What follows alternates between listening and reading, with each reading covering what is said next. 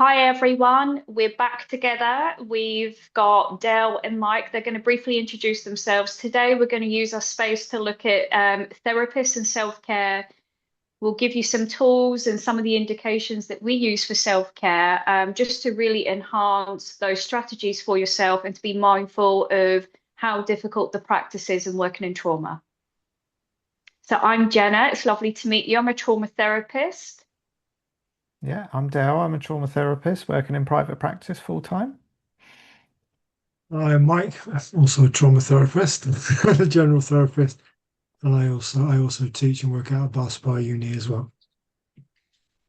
Good stuff. Those introductions are actually like a lot longer because everyone's got credentials that are through the roof here. These two are just being really kind of holding themselves back. Well, please see the other videos that we've got and also look at Hmm. our kind of media and websites. You can find the information out there. Definitely. Definitely. So let's kick off the discussion. And I think before we kick it off, I've got a bit of a spanner to throw in the works.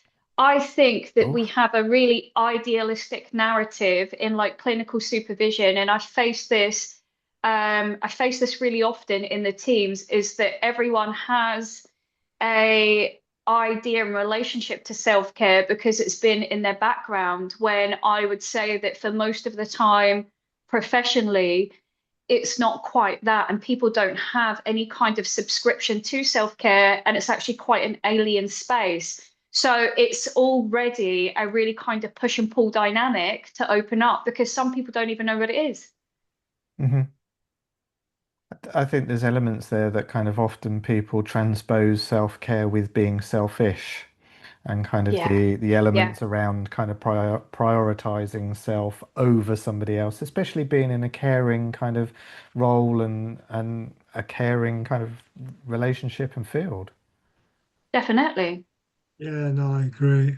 I think a lot of things it relates to boundaries as well. I don't think people understand their own personal boundaries, or they get professional boundaries in context, in different relationships as professionals. But when I think when it comes to personal boundaries, they skew it. They don't grasp the idea of what personal boundaries are, and then how that relates to self-care. And like you were saying, Del, I think there's a misconception that within the caring industries that self-care is very synonymous with being selfish, and that's so far from the truth. I mean, it's just diametrically opposed.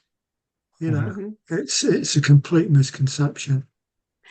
What is the truth of it then? So if you think about how this shows up, and like I know that similar to both of you, I have chronic people pleasers in therapy all of the time, Mm. that will please everyone at the expense of the self. So what does this look like for you two? Del? Yeah, so from a self-care perspective, I suppose for me, it is about kind of holding some of those boundaries, those professional boundaries. And when I'm thinking about my self-care, I'm thinking about moments. I'm not thinking about kind of big kind of activities or spending kind of lots of time kind of doing something. Or quite often people think about self-care is doing half an hour meditations in the morning, and it's not. It's the moments, it's the pauses, it's that being in that kind of space just to connect with yourself, be with yourself, and take care and notice those physical experiences along with the Hmm. psychological processes that are going on, the cognitive thoughts that are coming up. It's the moments in between clients about just taking a couple of steps just to stretch, walk out the room. Hmm. Definitely. Mike, what about you? Weird. Yeah, I think it's an interesting one because I was literally having a conversation with a trainee, a supervisee trainee, about last week, and he said to me, he said, like, my capacity to listen, I listen to like two or three clients a day, and I feel like I'm completely wiped out. And then he said to me, he said, "Do you get that?" I was like, "Nah, I Mhm. can listen to six, seven clients a day, as long as they're not too heavy." And he says, "How do you do that?" And I said, "Well, one is experience, and two, it's understanding the therapeutic process and where you are in the therapeutic process. And with time and Hmm. experience, your attunement and ability to listen heightens, becomes more acute, and you're able to kind of tune into certain aspects of the client. You don't need to martyr yourself. You don't need to lay yourself bare for the client. And I think with trainees and people when they're first starting, is this it? Like you were saying with the people pleasing, there is this. I must put my whole self aside. I must sacrifice everything there is of me to be there for this person. And and that's just nonsense, absolute nonsense. When you're working with a client, you're working collaboratively with a client. To be most effective for the client, you have to understand yourself and you Yes. have to be aware of yourself in that process. You can't just dismiss yourself and put yourself to one side. You have to be fully congruent in yourself in those moments.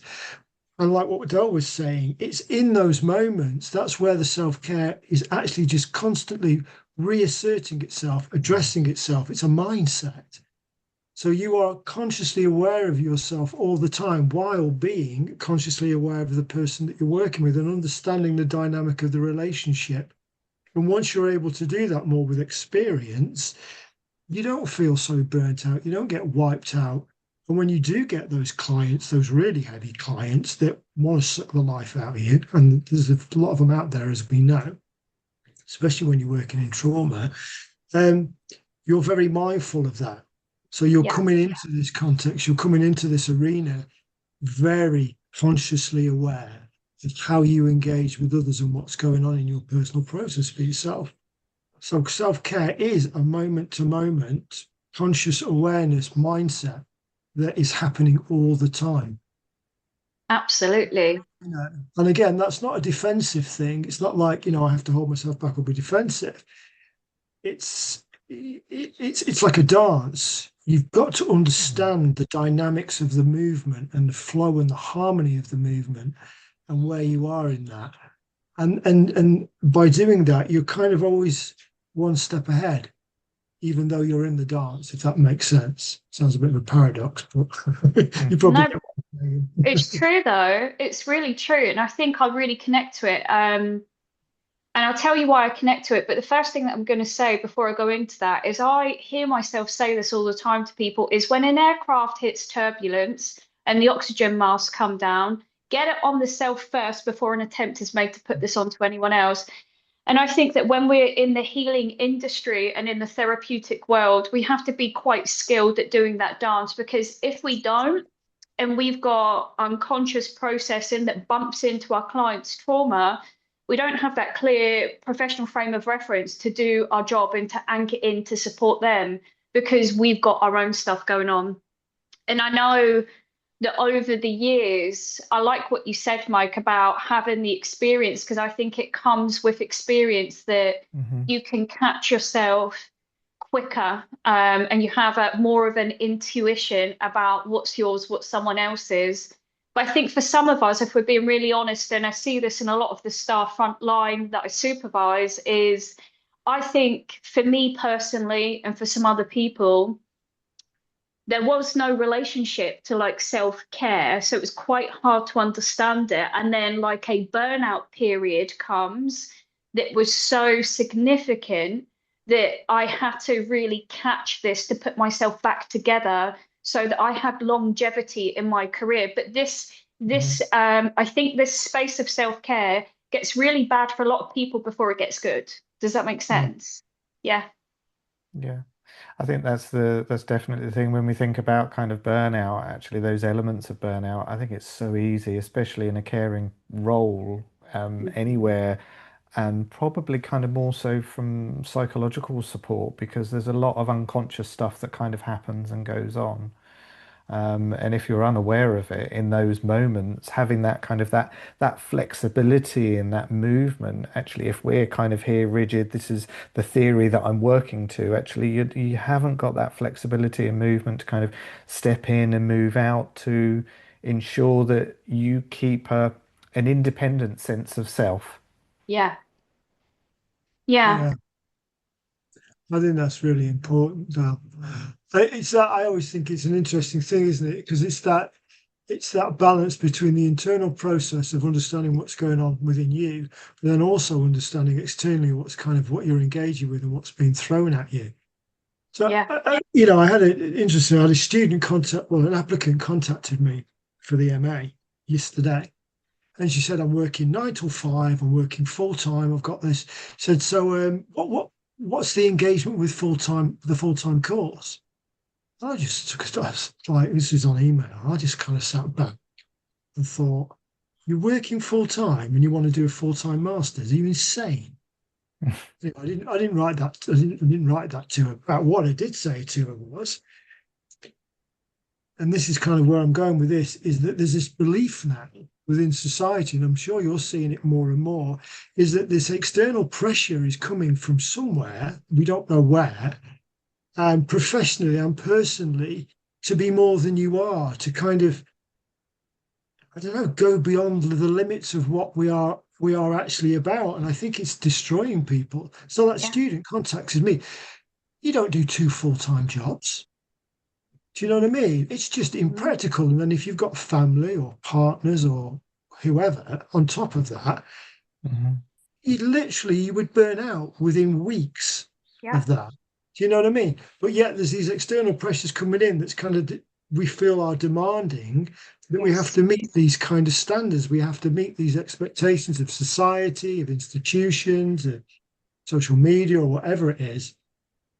So I think the self-care thing more than ever is kind of it gets overshadowed by this as well Hmm. because we Hmm. get sucked into these narratives, we get sucked into these kind of um, ideas within society that that we should be able to do two full-time jobs or do a full-time job and then do a full-time master's. I mean, it's just absurd, Mm. It's absolutely absurd. crazy. I Yeah. think people don't, because we're not in a position, I think, especially I'd say in the West, we're very much in a rat race where it's very fast paced. And I think that Mm. something that I really learn, and when we're looking at your moments of self-care, Dale, like I'm really and have subscribed to such a slower pace of living so that Hmm. my days aren't so like associated to chronic states of stress by overloading and oversaturating. And I think that when you wake up and when you really are connected to the self through like whatever it is and the levels of work that you've done, I think you can't backpedal. So you know, and you can feel physically when you pay attention when you're not right, when you're Hmm. getting to like this chronic level that you need to pay more attention. And I think it's so interesting because like health is wealth, but we don't really live in a world that we really create that space for workers where your health is your wealth. You should really look after yourself and we should be going slower. But just like you Yeah, said, but Mike, society doesn't they don't want do that. it. No, No, the world order no. doesn't want that. Economics doesn't want that. Capitalism Mm-mm. doesn't want that. They don't want that. They want to suck you out and spit you out and then turn on to the next machine. I mean, and this is kind of where we're at with it. So this idea of we get sold this idea of well-being, taking care of yourself, but it's all under this guise of take a pill, yeah, Mm. like this, look this way, buy these clothes, join this gym, eat this food. Yeah, it's all bullshit because it's all under the guise of capitalism. And I'm not particularly political in a sense, but it's understanding capitalism in the sense of what it's demanding of humanity and each of us as human beings. And it's like we get sucked into these ideas. We're getting sold this idea of well-being and taking care of ourselves, but it's just a money-making capitalist thing. So actually, people are thinking like, right, I need to do meditation today, then I need to go for a run, then I need to go and pick the kids up, and then I need to go and take them to their well-being club, and then I need to do this, then I need to do that, and then I need to do. So it's like, where's the self-care in that? Because all you're doing, like you're saying, Jen, it's completely overwhelming yourself with more Mm. and more and more Mhm. tasks. But these Mhm. tasks are well-being. These tasks are to take it. Don't be ridiculous. Tell you what, all that crap down and go for a walk in the forest. Give yourself half an hour away Mhm. from your phone, away from the noise, away Yes. from what's going on in your head, away from all that crap out there, and breathe and calm yourself down, calm your nervous system down. You know, go and hug a tree. I'm not a tree hugger myself, but I know the research out there that says go and hug a tree, go and ground yourself. I am. It makes a difference, and go and watch the deer in the forest. No, we haven't all got these things. Or go and sit there and engage with a plant. You can even do this in your own home. Do you know what I mean? It's like put the technology, Yeah, put pressure, put the stress to one side. Don't get sucked into this idea of the well-being and self-care thing is a product package that needs to be bought. Do Mhm. you know what I mean? Because as true, soon as you do, true. you're not actually doing self-care. All you're doing is just Hmm. feeding the machine and putting more stress and pressure on yourselves. True. Brings me to Well, this question. Oh, go on, Dale. You go. what I was just thinking, what you're really talking about is it being kind of a part of your kind of week, your routine. It's part of a lifestyle, Lifestyle. and creating those supportive kind of boundaries. So alongside the moments and the awareness kind of with the work in the sessions throughout the day, it's also about kind of building in it to part of your structure of your day, your week, your year. And I think in itself, it's so challenging to do that. And I know my journey kind of along kind of self-care and awareness and everything else. I'm what over 15 years into kind of counseling and psychotherapy, and I'm still kind of challenging myself at times to not burn out, to be aware of it, to kind of do a little bit more here, to change my structure during the week. And I Yeah, know, yeah, Jenny, you've been on various different kind of journeys alongside that, and I'm no doubt kind of you have as well, Mike. yeah, for Mm, sure. I mean, yeah. how many Mm, supervisees I work with, especially in the NHS, that are sitting there torturing themselves because, like, to drop half a day or to drop a day, it's not even about money a lot of the time. It's Mm, this guilt. Oh, I can't let people mm, down. Do you know what I mean? And yet they are absolutely mm, rinsing themselves. But the yeah. that conflict and that battle you can see it that goes on in them about just dropping a few hours and dropping those few hours, like you were saying, Dale, feed it into your lifestyle. It makes such a difference. Hmm. It brings such a quality back to your life, just having that time, just having a half a day. Do you know what I mean? I think so many of us are so willing to compromise ourselves and our health so that we can have this subscription to doing well and what we perceive to be like, successful in this field. And that I think for therapists, if I bring it to our space, initially in the beginning, that is you get your clinical hours, you hmm have to get like let's say a directory of clients, you've got to go in continuous professional development and you've got to keep all these wheels in motion.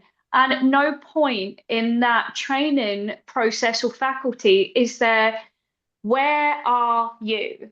So this is what I'm doing with my people in supervision. Where are you?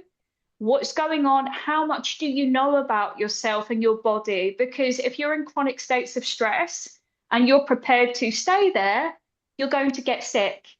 Oh, And for if you sure. don't want to get sick, you have to wake up. And I always sound like Morpheus in the Matrix. Red pill, blue pill. Do you want the red pill? Take it. But once you take the red pill, I you go to wake bed. up. Yeah, and I think I have moments in these in the roles that I've done over the years where I've been not well and it took a long time to come back. But I would love for people not to ever get to that space because they hmm have these earlier interventions to help themselves and they have permission to just go slow, go slower. Yeah, Yeah, don't be this self-fulfilling prophecy of harm. Like, learn how to go slow and just be like present and learn and be curious about you in that journey. yeah, definitely. I think it's quite a systemic thing as well. I think there is kind of a lot of emphasis put on the kind of the clinician, the person, especially with the organizational work that I support with. actually there should be a lot more emphasis on the organization creating that space, Yeah. allowing that space, because there's Yes. so much pressure for productivity. We think about kind of NHS, it's often about kind of numbers and throughput and statistics and all the rest of it. And it has to be built into a culture. So it's systemic wide as well as kind of individual. Definitely. Yeah. I think that's the Mm. real challenge, because on the grassroots level, people can kind of kick back against this and kind of find their pockets of resistance or self-care or well-being. But yeah, it's challenging to do that. And I think I see this with a lot of therapists is that they're frightened to kind of go against the grain a little bit, or they're frightened to kind of stand up and say, this isn't right, this there should be self-care within these institutions. Why are you not providing it? Because the ones that do lose the jobs, or they get True. less work or they get silenced in some way, which is, and that's not just me being dramatic. I've seen it happen. Yeah. See it You happen. They we've get all pushed worked out.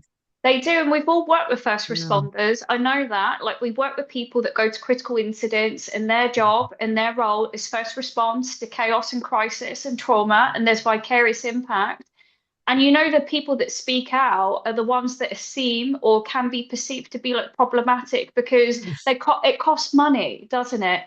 Yeah. And I think my biggest ethical dilemma around this, and this is me speaking, to represent the people that it is that I work with that sit in front of me, is this idea that we can take these really complex dynamics of trauma and fix it really quickly because it's the most cost effective. That sometimes puts a plaster on a really big wound. Hmm. It really does. And I understand that it has to be cost effective, etc. But I think I have to be really clear about what it is that I see in the land of trauma. It requires so much more. And I think we need to make it just human. We need to make it more human for an individual to say, I don't know what to do here. I'm not okay. I might need a bit more help. Yeah, for sure.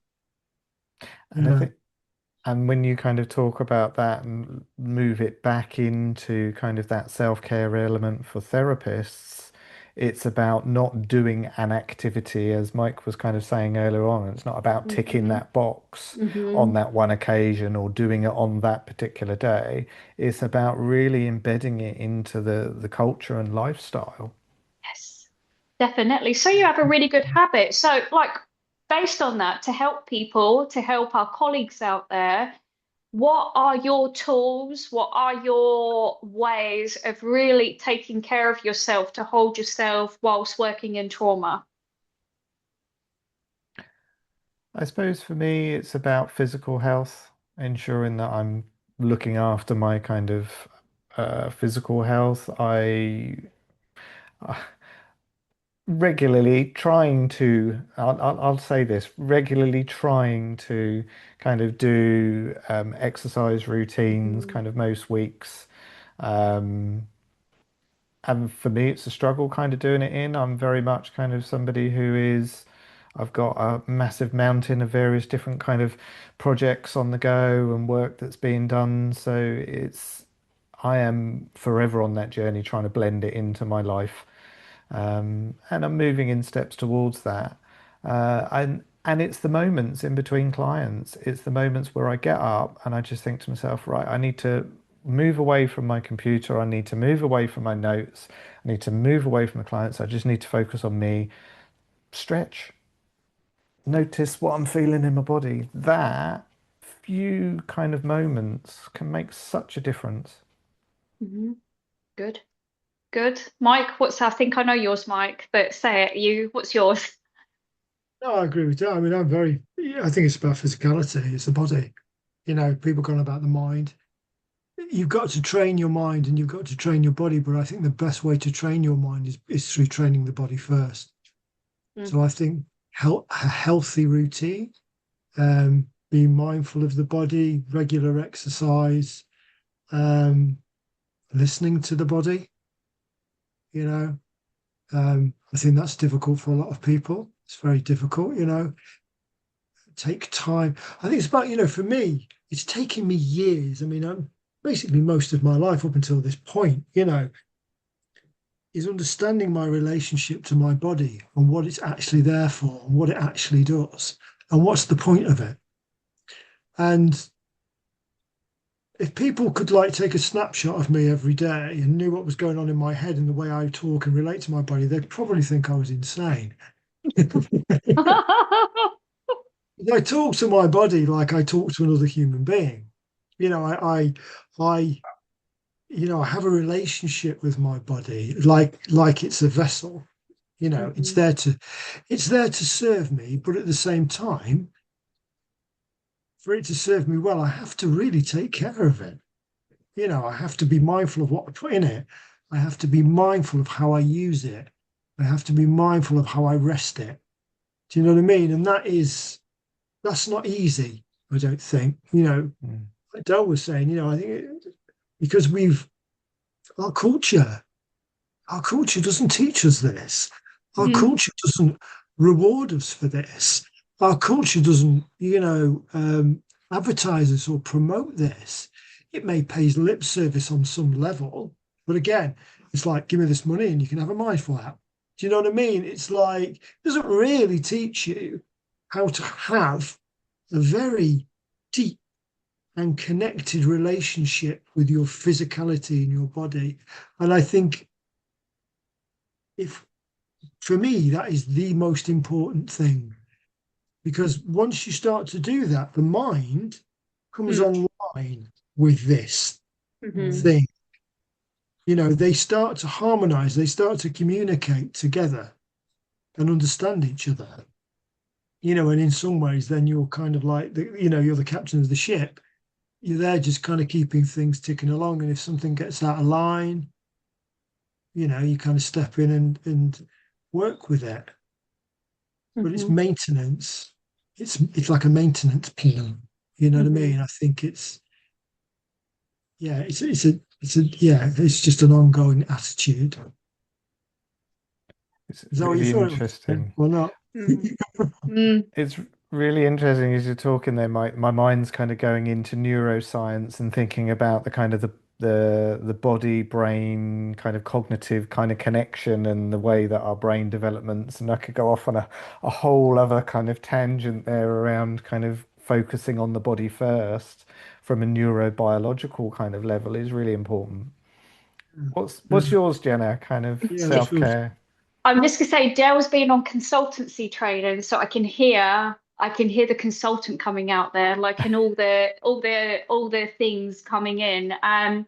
Mine's now I'm a little bit different to you two actually, and I would say that's because I don't know, we've all got really different journeys of working in trauma, but I think I realized when I was working in like the fire pit with the kids in trafficking that burnt me out, um, that I had to be really methodical with it. So I'm really boundaried. So I don't take, because I work mostly with complex trauma, I won't take more than 4 clients a day. That's Mhm. it. I wake up early because I go to bed early. I won't compromise that for anyone.